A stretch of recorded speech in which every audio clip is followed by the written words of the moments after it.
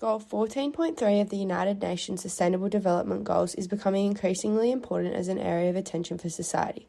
According to the statistics presented by the United Nations, oceans absorb about 30% of carbon dioxide produced by humans, buffering the impacts of global warming. However, whilst this may sound positive as it reduces the rate of global warming, ocean acidification can lead to a knock-on effect of significant consequences, including loss of marine biodiversity and pollution. With over 3 billion people dependent on marine and coastal biodiversity for their livelihood, the severe impact of ocean acidification on society can be identified. An example of this is in employment involving marine life, where the increased ocean acidification and decreased marine biodiversity as a result may lead to loss of jobs, which has further implications for individuals and society, such as less availability of produce, i.e. fish for consuming. According to the National Oceanic and Atmospheric Administration, ocean acidification is a reduction in the pH of the ocean over an extended period of time. Whilst changes in pH in data presented may appear insignificant, a 0.1 pH unit decrease is equivalent to a 30% increase in acidity due to the logarithmic nature of the pH scale. The pH scale also operates such as that decrease in pH indicates higher levels of acidity. As evident in the graph, the mean seawater pH in Hawaii is declining, and thus highlights the importance of this goal for the global community.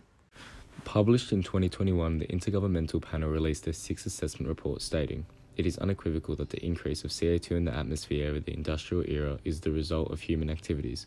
Further stating, human influence is the principal driver of many changes observed across our ocean. Human influence, such as the burning of fossil fuels, has caused a drastic rise in CO2 levels with a 50% increase since the 1750s. Though its influence on the increase of carbon dioxide in the atmosphere might not be as extreme, our effect on agriculture through deforestation also has its effect. With the mass clearings of trees removing large amounts of forest lands, the removal of carbon dioxide through photosynthesis also decreases.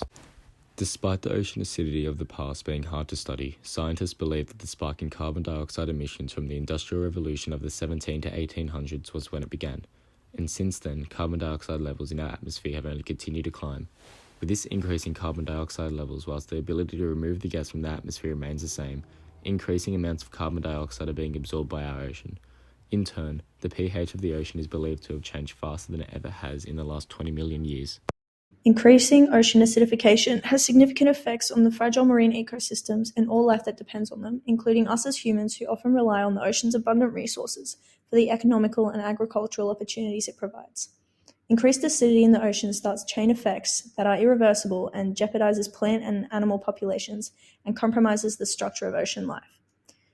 The chemical reactions that occur as a result of ocean acidification also impact the structural integrity of calcifying organisms such as coral and plankton. These organisms rely on carbonate ions to build and maintain their shells and skeletal structures. Rising ocean acidity means that available carbonate ions bond excessively with hydrogen ions, leaving less for these organisms to use. As a result, they have to use more of their stored energy on the formation and maintenance of their shells and skeletal structures. This then inhibits reproduction and growth due to lack of energy and results in significant decreases in the populations of these organisms.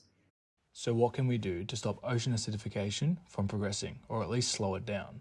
The most effective way to combat ocean acidification is to act on climate change, which is the primary driver for ocean acidification. The Environmental Protection Agency, or EPA, has released its actions to reduce ocean acidification. They're exploring the effect of seawater with higher concentrations of carbon dioxide and nutrients on the food chain, as well as examining how marine organisms respond to lower pH levels, including the effects of acidification in combination with depleted amounts of oxygen levels due to the nutrient pollution.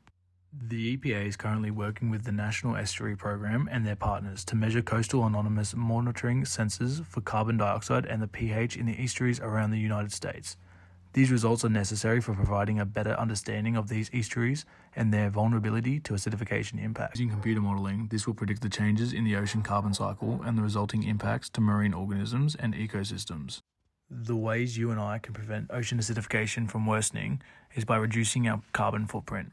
You can do this by eating less meat, by changing diet plans completely to vegan or vegetarian, using less energy at home by turning off devices and lights when not in use, and even installing energy-saving or efficient light globes, conserving more water by reducing shower times and/or installing water-saving appliances like toilets, dishwashers, and washing machines. Or you can reduce plastic use by replacing plastic Tupperware with glass and stopping the use of plastic straws and cutlery.